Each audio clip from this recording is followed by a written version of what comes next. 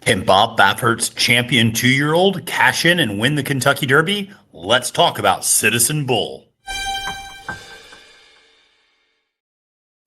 Hi, everyone. Matthew DeSantis here with NYRA Bets, here with another Kentucky Derby Contender Spotlight video, and this one is on Bob Baffert's champion 2-year-old Citizen Bull. Now, before we get to this runner, I want to make sure to remind you to press that like button and subscribe to NYRA Bets YouTube today. Subscribing is entirely free of cost, just notifies you when new videos drop on the channel, whether those are race previews, full card analyses, handicapping and betting tutorials, weekly live streams, especially programs, and so much more. We got you covered for the Kentucky Derby. We got loads of content coming up here on the channel, so make sure to press that like and subscribe button today. All right. Well, listen, let's talk a little bit about Citizen Bull. This is a horse that, of course, won last year's Breeders Cup Juvenile. Sometimes that race has come back with some good runners for the Kentucky Derby. Sometimes not so much. This year, a little bit of a mixed bag, to be honest with you. It's not been the strongest race necessarily. We've seen horses like East Avenue struggle initially, is going to be in the Kentucky Derby field, but certainly horses like Chancellor McPatrick, who was well regarded coming into that juvenile race, never really materialized as a 3-year-old. So, like I said, Citizen Bull kind of has continued as one of the top horses in his generation until his last start. I think there's some serious questions we need to discuss as it relates to this horse. But listen, let's dive in and talk a little bit more about this one. Of course, this is a horse trained by Bob Baffert. Now, if you watched the Spotlight Series video on Rodriguez, you'll know that I discussed why Bob Baffert is so significant in this year's Kentucky Derby. He has been suspended the last 3 years by Churchill Downs. Why? Due to the positive test of Medina's Spirit for 19 picograms of additional betamethasone in that horse's system. Betamethasone is a regulated substance, a banned substance, but it is an allowable substance to give a horse. It just needs to be out of their system to a certain level come race day, and it was not. So, again, 19 picograms, not a huge amount. Nevertheless, it was something that Churchill suspended Baffert for 2 years. Baffert then had a long legal battle with Churchill Downs and the Kentucky Gaming Commission over the suspension. Eventually, all those lawsuits were dropped, but it led to a third year in that suspension continuing. This is the first year Baffert is back, and he's got 2 horses, Rodriguez, as I mentioned, and Citizen Bull being the other one. This is a horse that's been jockeyed by Martin Garcia in all but one career start, and by and large, Garcia seems to know exactly what to do with this horse, which has put this one up on the lead. Now, from a pedigree standpoint, I don't love this horse going 1.25 miles. Into Mischief up top. If you've watched some of the other Spotlight videos, you know my thoughts on Into Mischief as a sire. I think he's best at 1 mile. I think 9 furlongs is probably the max. And yes, I know he sired Authentic. I get it. Who won the Kentucky Derby? He sired another Kentucky Derby winner, Country House, who won via disqualification.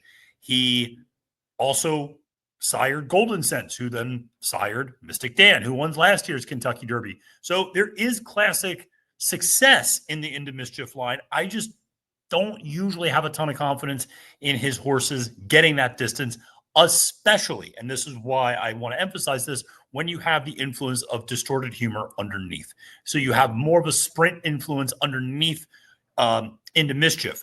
Contrast this with a horse like Sovereignty for Bill Mott, who's also sired by Into Mischief, but has Bernardini as the broodmare influence underneath, much more distance in that pedigree. And you assume a horse like Sovereignty could get the 1.25 miles. I'm less confident about Citizen Bull.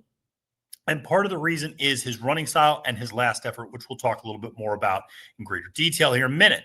But his notable efforts, listen, he won the Breeders' Cup Juvenile. He won the American Pharoah. He's a 2-time Grade 1 winner. He came back as a 3-year-old, won the Robert B. Lewis, and did it so in gate-to-wire fashion. But last time out in that Santa Anita Derby, had not run since the Robert B. Lewis, to be clear, and really faded to 4th and was shown to be, I think, less effective when pressed for early fractions, even on a track like Santa Anita.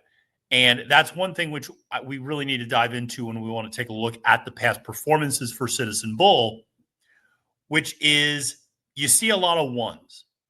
And what that means is his running lines are, he likes to get to the front. Now you'll see in debut, going 5.5 furlongs, he kind of stalked off of the early pace. and did show the ability to pass a horse, but like I said, was someone who, generally speaking, in his other victories, have always gone gate to wire. Del Mar Futurity didn't get off to as good of a start in his second start under Mike Smith, and was a real non-factor that day. Garcia gets back aboard, goes straight to the front in the American Pharaoh, wins. Goes straight to the front in the Breeders' Cup Juvenile, wins. Goes straight to the front in the Robert B. Lewis, wins. He goes straight to the front in the Santa Anita Derby as well, but Westwood, who was a long shot, entered in John Sheriff's barn to really kind of help set things up for his stablemate Baeza, who may or may not get into the Kentucky Derby, probably will at this point, is going to be also eligible come the draw tonight, but is, I think, probably going to get in. Nevertheless, Westwood really pressed Citizen Bull that day for a little bit stronger fractions, and just was it wasn't so much that they went a lot faster than they did in the Robert B. Lewis, though it should be pointed out they went very similar fractions and went an additional furlong. So when you're factoring in distance and fractions, that was a little bit of a stronger pace, even if the fractional times were a little bit less. Nevertheless, when Westwood is pressing him, I think it shows that Citizen Bull really had his own way in some of those previous races. Listen, in the Breeders' Cup Juvenile getaway car, his stablemate just sat second and never really pressed him, and he was able to win. In the Robert B. Lewis, Rodriguez kind of sat second and never really pressed him, and he was able to win. So when he gets the ideal trip and ideal setup, he can take it to the house. Now, in the Santa Anita Derby, he didn't get that. Journalism went by him easily. Baeza went by him easily. So, he faded all the way to fourth and was well beaten that day. Now he comes into the Kentucky Derby.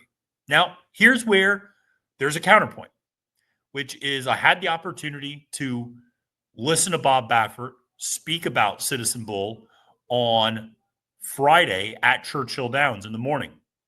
And one of the things that Baffert emphasized was he said Citizen Bull was a little heavy coming into that Santa Anita Derby. He had not run in about 2 months, from February until April. And so he was maybe a little out of shape. The screws weren't necessarily tightened. And if you think about it, that makes some sense, because this is a horse through winning the Breeders' Cup Juvenile, through winning the American Pharaoh, through winning the Robert B. Lewis. He was already in the starting gate of the Kentucky Derby. He did not need to run his best race in the Santa Anita Derby. He didn't need the points. He didn't need the prep. He needed to get out there and, have a productive race and get some fitness into him, but he didn't need to fire his best shot in the Santa Anita Derby. Remember, a horse like Medina Spirit finished second in the Santa Anita Derby to Rock Your World before going on to win or at least cross the wire first, I should say, in the Kentucky Derby.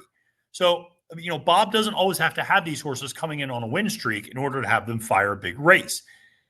Now, according to Baffert, the screws have been tightened, and you'd believe it too, because this horse, before he shipped to Kentucky, put in a 7 furlong work, going 1 minute and 24 seconds. We talk a lot about Bob.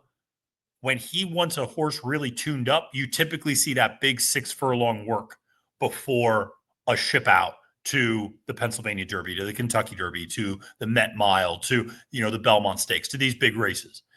And so typically if you see that like 110, 111, 6 furlong work for a Baffert horse leading up to a race, you go, man, that horse is ready to roll. When you see a 7 furlong work, I don't even know what to take of that, other than really trying to infuse as much foundation into him, really make sure that he continues to progress and continues to have ideal fitness going into this race. Now, he's a horse that a lot of handicappers would like some of these angles, in that he has a lot of foundation. He has a lot of races under his belt as a 2-year-old. He's battle tested in terms of having run in 4 grade 1 races to this point. So there are a lot of traditional angles that Citizen Bull checks. The problem is what is going to go on with the pace scenario, because Citizen Bull can't pass horses, or at least he has never shown the propensity to pass horses. So where is he going to sit? Now, post position, which is happening Saturday night, that's going to be a big deal, okay? If you're Bob Baffert, you probably want a further outside post position. Keep him in the clear and let him use his speed. But here's the problem. You have Rodriguez, who's a stablemate, who also needs to go to the front. You have East Avenue, who is going to be hell-bent to get to the front. You have Owen Almighty, who is in the race for some reason, rather than the Pate Mile, and is going to go to the front. You have a horse like Neo Equos for Safi Joseph Jr. I don't think that horse is fast enough, but that horse is going to have intentionality to get to the front for sure.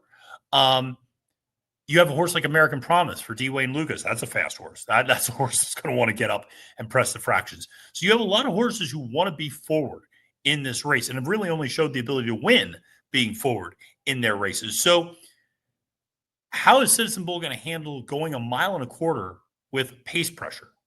I just have questions about that. I'm more bullish on Rodriguez, no pun intended. I am more bullish on Rodriguez, though, of the two Baffert horses. I think Rodriguez has a little bit better pedigree. I think that he's probably coming into this race in a little bit better form. The other thing you'll notice, Citizen Bull never recorded a 100-plus buyer speed figure. Now, that's not the be-all and end-all, but journalism has back-to-back 100s.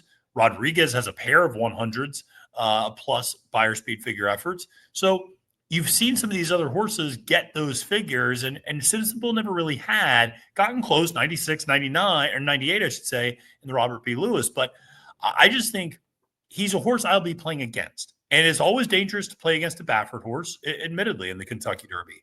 I just think the combination of how much more speed there is in this race, along with the distance, is just those are the big question marks for me for Citizen Bull. Now, Baffert swears that this horse is fully cranked up now. The screws have been tightened. He really loves the way this horse trains. I know that.